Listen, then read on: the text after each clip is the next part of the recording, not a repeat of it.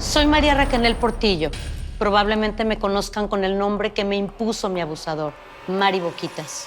Cuando apenas tenía 15 años, me casé con Sergio Andrade, el exitoso productor que lanzó la carrera de Gloria Trevi y que resultó ser un abusador sin escrúpulos. Voy a contar esa historia por primera vez sin interrupciones. Ya es hora de abrir la boca. En Boca Cerrada, un podcast original de Euforia y Pitaya Entertainment, disponible en el app de Euforia y donde sea que escuches podcasts. Univisión Reporta es un podcast de Euforia.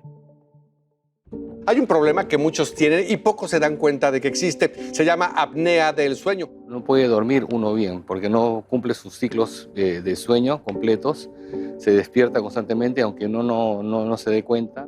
La apnea del sueño es un trastorno común que, sin embargo, la mayoría de las personas que lo padece simplemente ignora. Un estudio que revela que la apnea de sueño, es decir, la falta de respiración por segundos durante el descanso, puede causar daños en el cerebro.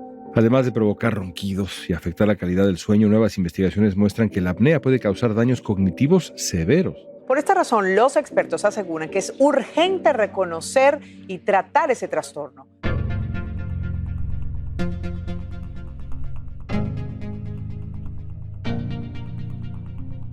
Cristian Agudelo es neurólogo especializado en trastornos cognitivos y del estado de ánimo y es instructor en la Universidad de Miami, donde lleva a cabo investigaciones precisamente sobre este tema, la apnea del sueño. Hoy el especialista nos va a aclarar qué es la apnea del sueño, cómo se puede identificar, qué tan graves son las consecuencias que puede traer a aquellos que la padecen. Cuando uno tiene apnea de sueño por muchos años, pasan los años y uno empieza a pensar, no tengo la misma atención de antes, no tengo la misma memoria, y uno piensa, bueno, me estoy envejeciendo, esto es normal. Pero parte de eso puede ser la verdad, pero parte de eso puede ser un trastorno de sueño con la apnea de sueño. Hoy es viernes 21 de abril. Soy León Krause, esto es Univisión Reporta.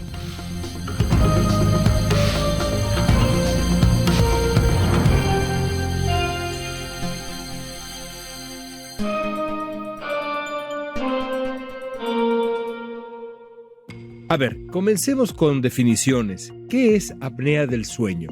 La apnea de sueño es un desorden, un trastorno de sueño en que la vía respiratoria, todos tenemos una vía respiratoria, es el tubo que conecta la nariz y la boca a los pulmones.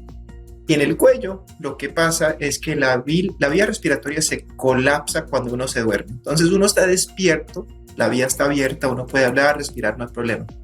Uno se queda dormido y después de unos segundos o de unos minutos se cae, se colapsa la vía respiratoria, tal que empieza que la forma cambia y ahí es cuando uno empieza a roncar, ¿no? Se vuelve cada uno un instrumento musical, pero se sigue colapsando hasta que se cierra completamente. Y en ese momento los pulmones se siguen ampliando, tratando de llenarse de aire, pero esa vía respiratoria está tapada, no entra aire, y en ese momento el cerebro se da cuenta que no está respirando. Y lo que hace el cerebro es que se despierta, porque el momento que se despierta, la vía respiratoria abre otra vez, uno empieza a respirar otra vez, todo vuelve a lo normal. Uno está despierto unos 3 segundos, ni se da cuenta uno, y se queda dormido otra vez. Pero después de unos segundos, unos minutos, se colapsa otra vez la vía respiratoria y el proceso se repite otra vez, y eso puede pasar 10, 20, 30, 40 y muchas más veces por hora de sueño. Y eso básicamente es la apnea de sueño. ¿Por hora? Por hora. ¿Y hay distintos tipos de apnea de sueño? Sí, vienen en muchos sabores. Es el que obstruye, yo expliqué, el que se colapsa la vía respiratoria es la más común. Pero también hay otros tipos en que personas dejan de respirar y no hacen ni ningún esfuerzo. La vía respiratoria está abierta, pero el cerebro, por varias razones, dejan de respirar.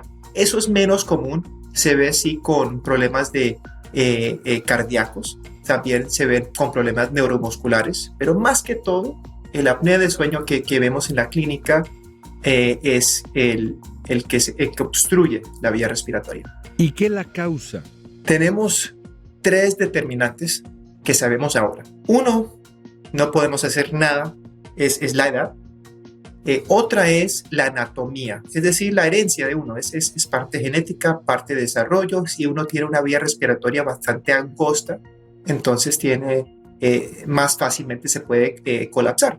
Y la tercera es el peso, porque la vía respiratoria se cae bajo el peso del cuello y eso obviamente está asociado con el peso en el resto del cuerpo. ¿Qué consecuencias tiene la apnea de sueño? Evidentemente, o supongo yo, parte del problema que genera es que uno quizá no duerme como debería, no descansa como debería.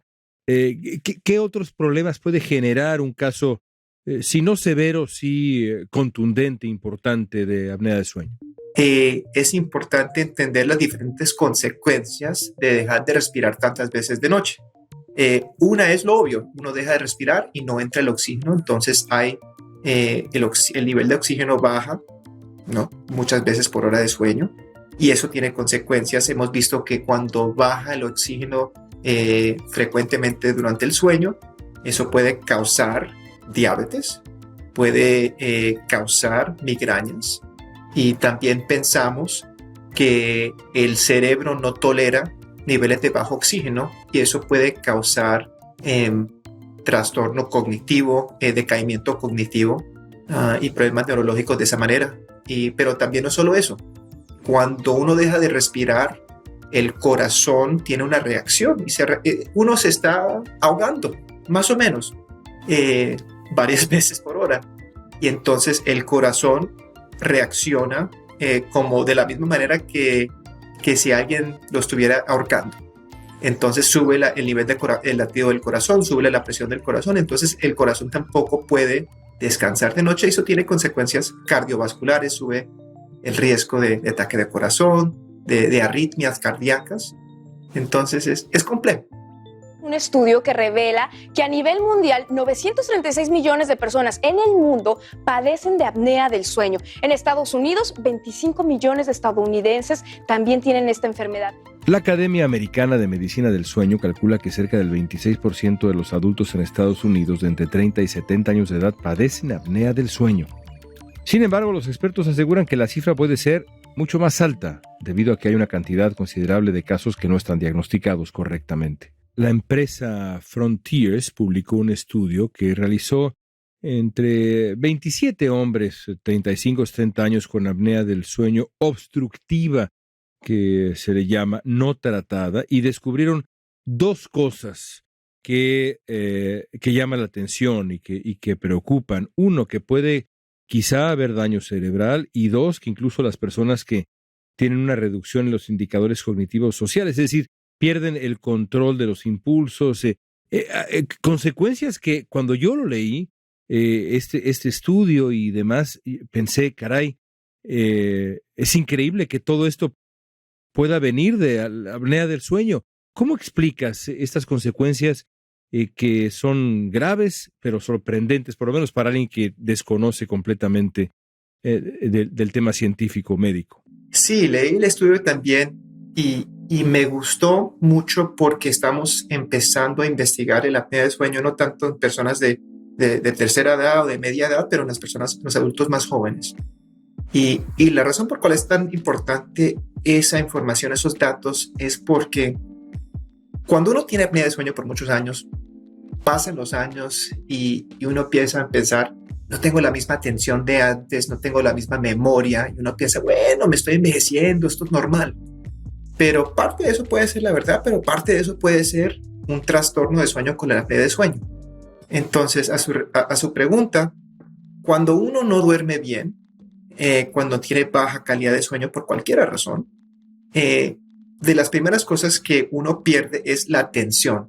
El prestar atención es parte, la decisión de uno. Yo quiero prestar atención, pero no tanto eso, es una capacidad.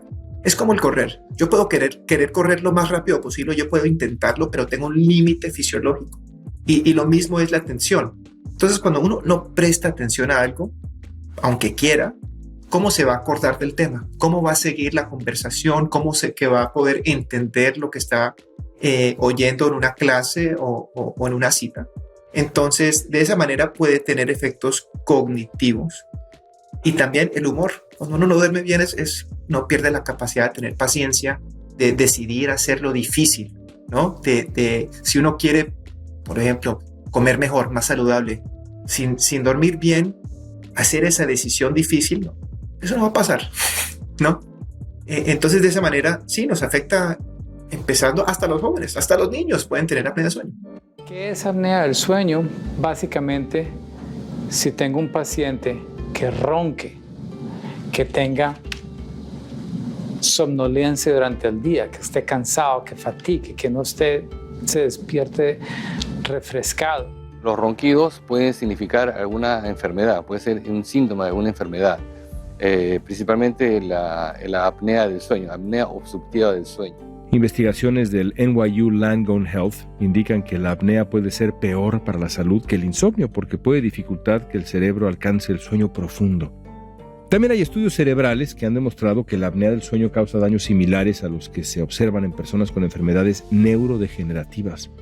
Estoy seguro que alguien que nos escucha ahora o muchas personas tienen esta pregunta: ¿cómo detectar apnea del sueño si uno está sufriendo de ella mientras duerme? Es difícil estar consciente que le pasa a uno algo si uno está, digamos, inconsciente cuando eso está ocurriendo. Supongo que uno se da cuenta quizá porque ronca y la pareja le puede decir: oye, caray, estás roncando terrible. ¿Cómo puede alguien detectar si esto es lo que le está pasando?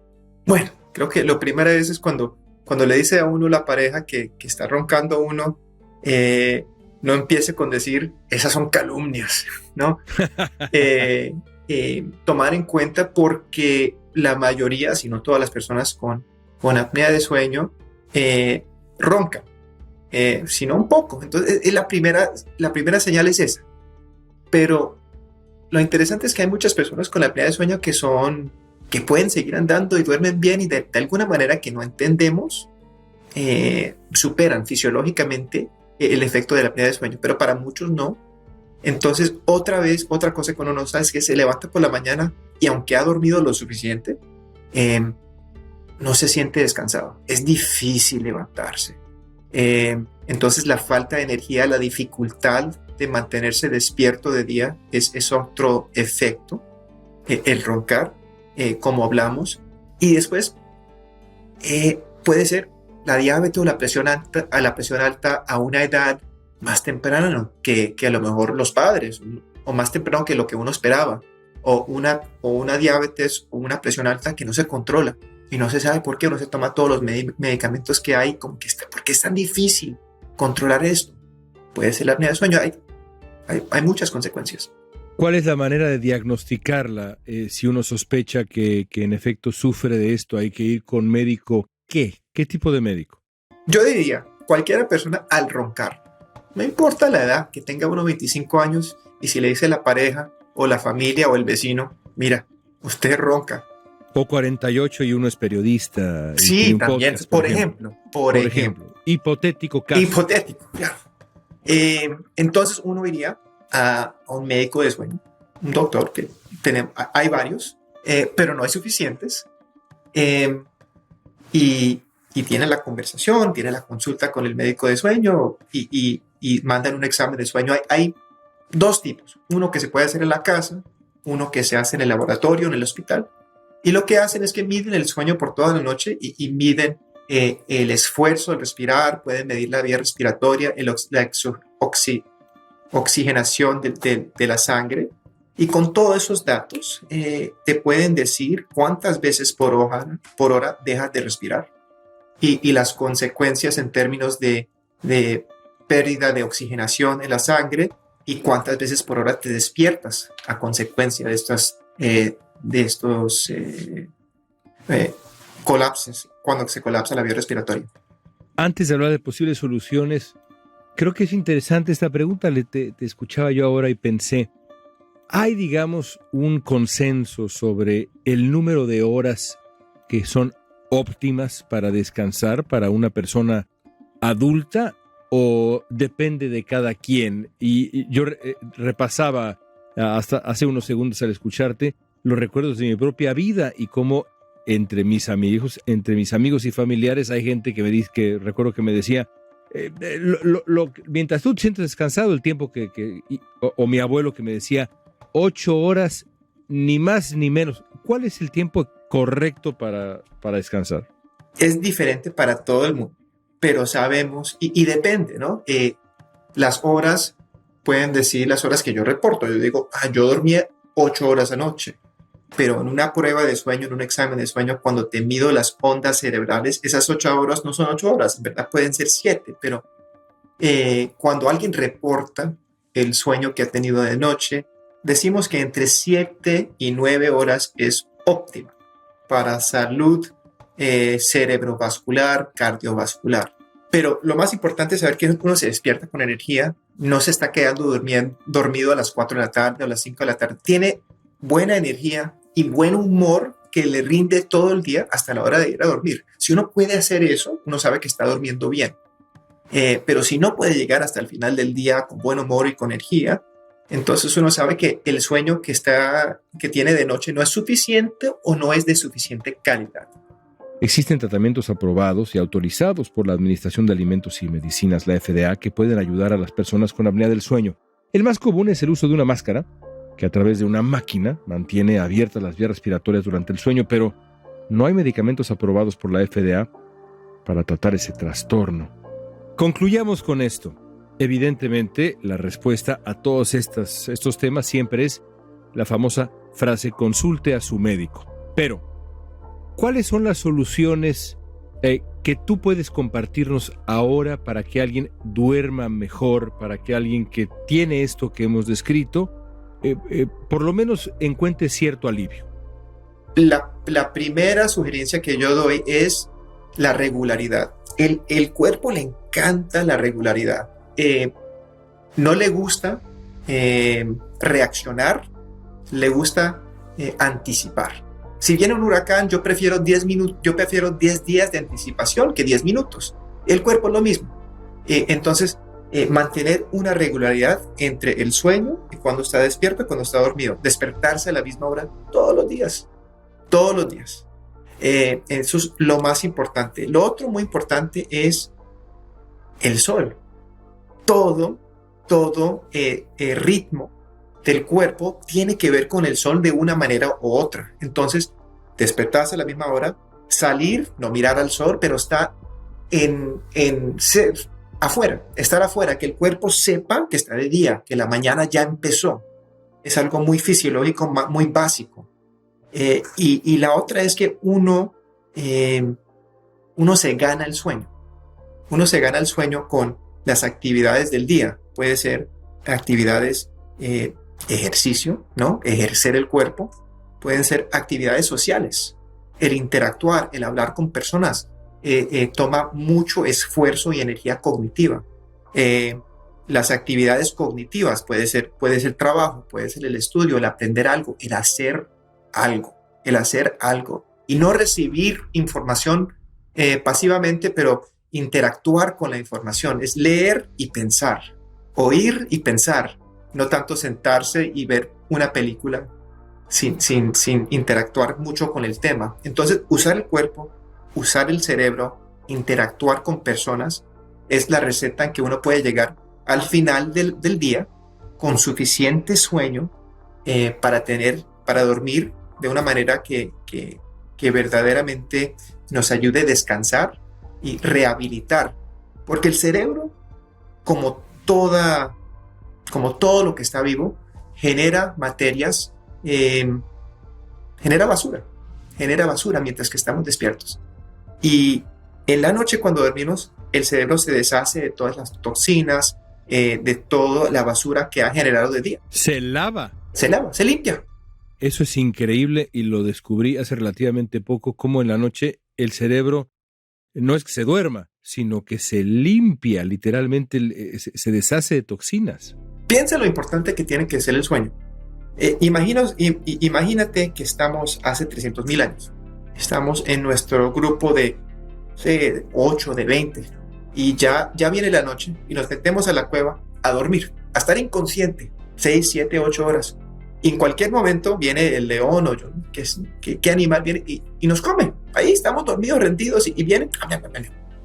Y así el riesgo es tan grande, estar inconsciente en una cueva hace 300.000 años, pero el sueño es tan importante que vale la pena el riesgo. Eso es lo que es el sueño, algo que vale la pena al ser humano antiguo arriesgarse la vida todas las noches, porque es esencial a mantener la salud del cerebro y del cuerpo, y aún así todavía no sabemos, no sé, ni la 10ª parte de lo que hace el sueño. Qué fascinante y qué buen ejemplo de por qué el sueño es importante. Cristian, te agradezco mucho esta conversación tan interesante. Ahora ya lo que quiero es irme a dormir. No, un placer. Muchísimas gracias por la invitación. El estudio llevado a cabo por investigadores del King's College en Londres, que se publicó recientemente en Frontiers in Sleep, no solo detectó que la apnea del sueño puede causar daños cognitivos, los investigadores destacaron que los pacientes no eran conscientes del déficit que padecen a causa de la apnea. De ahí la importancia de prestar atención a síntomas como los ronquidos severos y buscar atención médica para recibir un tratamiento a tiempo. Esta pregunta es para ti. ¿Tú duermes bien? Cuéntanos tu experiencia. Usa la etiqueta Univisión Reporta en redes sociales. Danos tu opinión en Facebook, Instagram, Twitter o TikTok. Escuchaste Univisión Reporta. Si te gustó este episodio, síguenos y compártelo con otros. En la producción ejecutiva, Olivia Liendo. Producción de contenido, Mili Supan. Asistencia de producción, Natalia López y Waleska Mansi. Booking, Zoía González. Música original de Carlos Jorge García, Luis Daniel González y Jorge González. Soy León Krause, gracias por escuchar Univisión Reporta. El escándalo alrededor de Gloria Trevi es cada día más grande y parece no tener fin. Soy María Raquel Portillo. Fui ese rostro pálido y sin voz que el mundo vio en las escenas del mayor escándalo del entretenimiento de las últimas décadas. No vengo a contar mi versión, vengo a contar mi historia.